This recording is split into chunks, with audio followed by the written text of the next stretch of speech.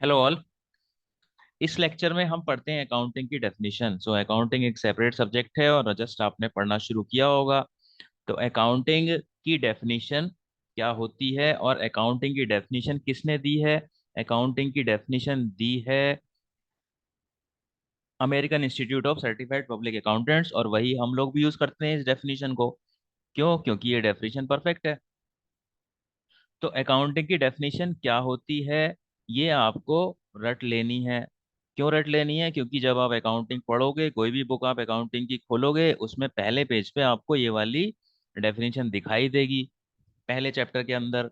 और अगर आपने ये डेफिनेशन रट ली तो आपको अकाउंटिंग की सारी प्रोसेस याद हो जाएगी और अकाउंटिंग के कुछ फीचर्स भी याद हो जाएंगे। ठीक है। तो ये डेफिनेशन आपको हर हालत में रटनी है अगर आप अकाउंटिंग के स्टूडेंट हो। अकाउंटिंग की डेफिनेशन क्या है? Accounting is the art of recording, classifying and summarizing. Recording का मतलब क्या होता है? आप जितनी भी ट्रांजेक्शन्स होती हैं अकाउंटिंग में, क्या होता है? अकाउंटिंग का पर्पस क्या होता है? ट्रांजेक्शन को रिकॉर्ड करना। तो जो भी ट्रांजेक्शन हो रही है, सेल की, परचेज की, एक्सपेंस पे कर दिया, रेंट पे कर दिया, ठीक है, रेंट मिल गया, इंटरेस्ट दे दिया, इंटरेस्ट मिल गया, तो इस तरीके से सारी ट्रांजेक्शन को वन बाय वन लिखना, इसी को बोलते हैं रिकॉर्डिंग। और रिकॉर्डिंग हम किस में करते हैं? रिकॉर्डिंग हम करते हैं जर्नल में। ठीक है। और जर्नल अकाउंटिंग में सबसे पहले बनाया जाता है, और आपका जर्नल का एक सेपरेट चैप्टर है। तो वहां से शुरू होता है कि आपका डेबिट क्रेडिट का क्या मतलब होता है, और जर्नल में आप कैसे चीजों को डेबिट करोगे, कैसे क्रेडिट करोगे। उसके बाद क्लासीफाइंग। क्लासीफाइंग का मतलब क्या होता है? कि सबका अलग अलग खाता बनाना। तो नॉर्मली क्या है, जैसे आप कोई शॉप में सामान खरीदते हो तो आप क्या बोलते हो? उधार ले लेते हो और बोलते हो कि हमारे खाते में लिख लो। ठीक है। तो वो खाता जो होता है उसको बोला जाता है लेजर, और लेजर में चीजों को लिखना, इसी को बोला जाता है क्लासीफाइंग। क्लासीफाइंग क्यों बोलते हैं? क्योंकि हर चीज क्लासीफाई हो जाती है। जैसे कि आपने ए से कुछ खरीदा, फिर बी से कुछ खरीदा, फिर ए से दोबारा खरीदा, फिर ए से तीसरी बार खरीदा। तो क्लासीफाइंग का मतलब क्या होता है? आप लेजर बनाओगे ए का और उसमें ए की सारी ट्रांजेक्शन्स लिख दोगे। तो यानी कि ए का फिर मुझे बैलेंस पता चल जाएगा। अगर ए मुझसे पूछेगा कि बताओ मेरे को कितना लेना है, कितना देना है, तो ए की सारी ट्रांजेक्शन एक ही जगह पे है। तो जब एक ही जगह पे है तो मैं ए का बैलेंस इजीली बता सकता हूँ कि ए को कितने देने हैं या ए से कितने लेने हैं। ठीक है। तो एक एक आइटम या एक अकाउंट की सारी ट्रांजेक्शन को एक साथ लिखना, उसको क्या बोला जाता है? क्लासिफिकेशन।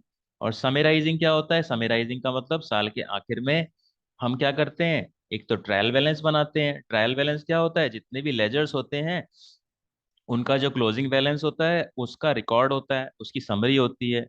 ठीक है। और ट्रायल बैलेंस से हम क्या बनाते हैं? फाइनल अकाउंट्स बनाते हैं, हम बनाते हैं प्रॉफिट एंड लॉस अकाउंट बनाते हैं, और हम बनाते हैं बैलेंस शीट। ठीक है। तो प्रॉफिट एंड लॉस वगैरह से हमको प्रॉफिट पता चलता है, बिजनेस का लॉस पता चलता है, और बैलेंस शीट से हमको पता चलता है हमारे पास कितनी एसेट्स हैं, हमारे पास कितनी लाइबिलिटीज हैं। ठीक है। अब ये एसेट्स क्या होती हैं, लाइबिलिटी क्या होती है, प्रॉफिट क्या होता है, लॉस क्या होता है, ये आप पढ़ोगे डिटेल में अगले चैप्टर के अंदर, जो कि अकाउंटिंग टर्मिनोलॉजी का चैप्टर है। और इन ए सिग्निफिकेंट मैनर, तो उसको प्रॉपर तरीके से लिखते हैं। ऐसा नहीं कि आपने कोई चीज रफ में लिख ली है। ठीक है। तो आपने देखा होगा अकाउंटिंग की, आप बुक खोल के देखोगे, उसके कुछ पेजेस देखोगे तो प्रॉपरली देखना, टेबल्स वगैरह की शेप में आपको चीजें दिखाई देंगी। उसमें जर्नल होंगे, लेजर होंगे, ट्रायल बैलेंस होंगे। ठीक है। तो ये सारी चीजें एक सिग्निफिकेंट तरीके से आप लिखते हो। और in terms of money, money के टर्म्स में लिखते हैं अकाउंटिंग में। ठीक है। इसका क्या मतलब है? यानी कि आपके पास 5 किलोग्राम राइस है और 5 मीटर क्लोथ है। ठीक है। तो अब इन दिन दोनों चीजों को तो आप जोड़ोगे नहीं, इसको क्या है, पैसे में कन्वर्ट करोगे। सपोज ये 500 रुपए का है और ये 800 रुपए का है। तो यानी कि कोई भी ट्रांजेक्शन होती है उसको हम पैसे में कन्वर्ट करके लिखते हैं अकाउंटिंग में। तो इन टर्म्स ऑफ मनी का मतलब यही है, जो भी ट्रांजेक्शन होती हैं उसको मनी में कन्वर्ट करके लिख सकते हैं। तो किन ट्रांजेक्शन्स को हम मनी में कन्वर्ट करके लिख सकते हैं? Transactions and events which are in part at least of a financial character. तो यानी कि हम उन्हीं ट्रांजेक्शन को लिखेंगे जिनका फाइनेंशियल कैरेक्टर होता है। फाइनेंशियल कैरेक्टर का मतलब क्या होता है? किसी भी चीज का फाइनेंशियल कैरेक्टर होता है अगर उसको आप पैसे में कन्वर्ट कर सकते हो, यानी कि जो इंफॉर्मेशन क्वांटिटेटिव है। ठीक है, क्वांटिटेटिव इंफॉर्मेशन क्या होती है, जिसको आप न्यूमेरिकली लिख सकते हो। तो जब न्यूमेरिकली लिख सकते हो उसको, तो आप मनी में कन्वर्ट करके भी लिख सकते हो। ठीक है, तो आपको क्या है, अकाउंटिंग में आप वही चीजें लिख सकते हो जो जिनका फाइनेंशियल कैरेक्टर होता है, और उनको मनी में ही कन्वर्ट करके लिखना है। ये भी पॉइंट लिखा हुआ है यहाँ पे। ठीक है, and interpreting the results thereof. Interpret का मतलब क्या होता है, इंटरप्रेट का मतलब किसी चीज से मीनिंग निकालना। ठीक है, इसका क्या मतलब है, एक बिजनेस अच्छा चल रहा है या एक बिजनेस खराब चल रहा है। मान लो ए का बिजनेस है, उसमें प्रॉफिट हुआ, एक बार 2 लाख हो गया, फिर 3 लाख हो गया, फिर 4 लाख हो गया। और एक बी का बिजनेस है, इसमें एक प्रॉफिट हो गया 4 लाख, 3 लाख और 2 लाख। ठीक है, तो अगर आप देखोगे, ऑन एन एवरेज दोनों के दोनों 3 लाख प्रॉफिट कमा रहे हैं। लेकिन आपका इंटरप्रिटेशन क्या है यहाँ पे, आपको लग रहा होगा देखो ए का बिजनेस तो ग्रो कर रहा है और बी का बिजनेस नीचे जा रहा है। ठीक है, तो अगर ए और बी आपसे दोनों बोलते हैं कि हम दोनों का एवरेज प्रॉफिट तो 3 लाख है, हमें पैसा उधार दे दो, तो आप ए और बी में से किसको पैसा उधार दोगे, आप ए को दोगे, क्योंकि ए का बिजनेस ग्रो कर रहा है और बी का बिजनेस नीचे जा रहा है, तो आप बी को अवॉइड करोगे। तो ये आपका इंटरप्रिटेशन हो गया।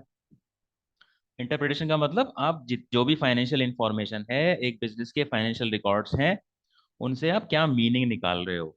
ठीक है, तो ये होता है इंटरप्रिटेशन। तो फाइनेंशियल रिकॉर्ड्स जो भी आप बनाते हो, अकाउंटिंग में जो भी करते हो, वो क्यों करते हो, ताकि उसके बेस पे डिसीजन लिए जा सकें। और डिसीजन कौन लेगा, मालिक लेगा बिजनेस का, या फिर जो मैनेजमेंट है वो लेगा। ठीक है, या फिर जो बिजनेस के सप्लायर्स हैं, या फिर बिजनेस के कस्टमर्स हैं, वो ये डिसीजन लेंगे। ठीक है, तो उनको फाइनेंशियल इंफॉर्मेशन का सही से इंटरप्रेट वो कैसे करेंगे, अकाउंटिंग में जो रेशो वगैरह निकाले जाते हैं। ठीक है, रेशो आपका 12th क्लास में एक चैप्टर है। तो फाइनल अकाउंट्स के बेस पे आप कैसे रेशो वगैरह निकालते हो, और रेशो के बेस पे लोग जजमेंट करते हैं, डिसीजन लेते हैं कि इस बिजनेस को ये सब चीज़ें बेचनी है या नहीं बेचनी है, या फिर इस बिजनेस से ये सब चीज़ें खरीदनी है या नहीं खरीदनी है। बैंक्स इंटरप्रेट करेंगे कि हमें इस बिजनेस को लोन देना है या नहीं देना है।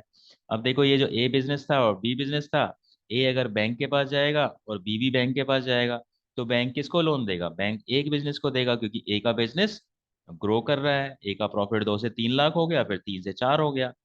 और बी का जो बिजनेस है, 4 से 3 हो गया, 3 से 2 हो गया, तो इस बिजनेस को बैंक हो सकता है कि लोन ना दे।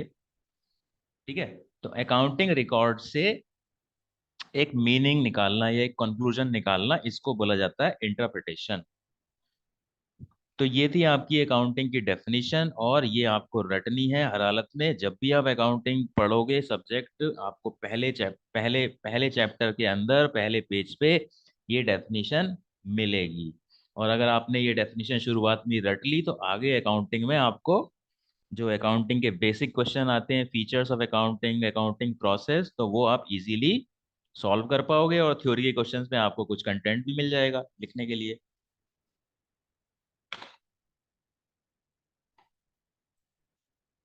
So that is it for this lecture. Thank you.